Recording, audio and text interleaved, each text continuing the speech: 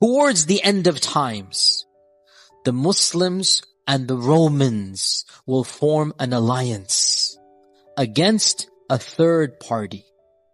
Now this is very atypical from the other ahadith, because all the other ahadith mention what? That the Romans on one side and the Muslims on the other side. Correct? So, in my humble opinion, and Allah knows best, these ahadith apply at the beginning of the Armageddon. Things are going to happen where Muslims and Romans will ally with one another. And then that alliance will be destroyed, only to get worse and worse until the Mahdi and Dajjal and Isa come.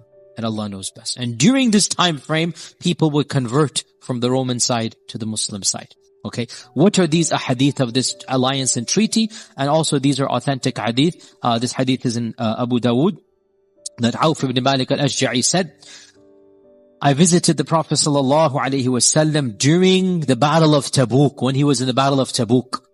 And his tent was made out of leather. His tent was made out of leather. So I sat in front of the tent. The Prophet ﷺ gave me permission. He said, come in, ya Auf. So Auf came and he said to the Prophet, the Prophet ﷺ said to Auf, O Auf, count 6 things before judgment will happen. He gave him a prediction. Count 6 things before Judgment Day. Number 1, Mawti, my death. Auf said, as soon as I heard that, I was shocked and saddened. SubhanAllah. We take, obviously, the process of not being amongst us, we take it for granted. We're born that way. For the Sahaba, they could not imagine a world without the Prophet ﷺ. They could not imagine. It's something their mind could not conceive of. And that's why when the news came at Uhud, what happened? The Sahaba, they reacted the way they did. And that's why when the Prophet actually passed away, Medina was in gloom. As Anas said, we had never seen that sadness in our whole lives, right? So they could not imagine a world without, so they never thought, may Allah protect all our loved ones, but we can never imagine living without our loved ones, with our parents. We don't, the world is there with them. Then when they go, that's when the shock comes to us. So the Prophet is saying, count 6 things. Number 1, Mawti. I said it was a shock to me. It was, what? Your maut? Before his mind can grasp. Number 2, 3, 4, 5, 6 come out. So he has to pay attention. Number 2, he said, then the Prophet saw him shocked. He said, count that as number 1. He's emphasizing. The first sign of Judgment Day is the death of the Prophet ﷺ. That's the first sign. His death is the beginning of Ashrat al-Sa'ah. Number 2, he said, Fathu Bayt al-Maqdis, the conquest of Maqdis. Has that happened? Yes, in Abu Bakr's time. SubhanAllah, Abu Bakr's last day of Khilafah was the conquest of Bayt al-Maqdis. And the first day of Umar, he received the Khilafah and the news of the conquest on the same day. Fathu Bayt al-Maqdis. And when he said this, it was impossible to even think of Bayt al-Maqdis being in Muslim lands. Wallahi, it is one of the biggest miracles of the truth of Islam that our Prophet ﷺ predicted these things and they took place within a year after his death. A year after his death, Bayt al-Maqdis is conquered. And if you really understand history at that time, this was impossible to conceive of. That this small group of Muslims in Medina who have not yet even conquered Mecca, and they're going to go conquer Bilad al-Sham and Bilad al-Rum and Bilad al-Faris. It's inconceivable. And yet within a year that took place. One of the most unexpected historical turns for Western historians is the rise of Islam. It is inexplicable. They cannot explain it. How could a group from their perspective of ragtag Bedouins come and disrupt human civilization, destroy the Sassanid Empire, carve out the Byzantine Empire, create a civilization that was even more glorious than the both of those previous ones combined? They don't understand how that happened. So for us, our Prophet said, number 2, it will be the conquest of Jerusalem. Number 3, a plague that will come amongst you and destroy your children and your wealth and property, and it will purify your good deeds. Our scholars say this is the plague of Amwas in the 18th year of the Hijrah. There was a massive plague in the time of Umar al-Khattab. It was the worst plague of early Islam, and they say this is that prediction. Number 4, wealth will be distributed amongst you so much that if a person is given 100 dinars, he would not be happy.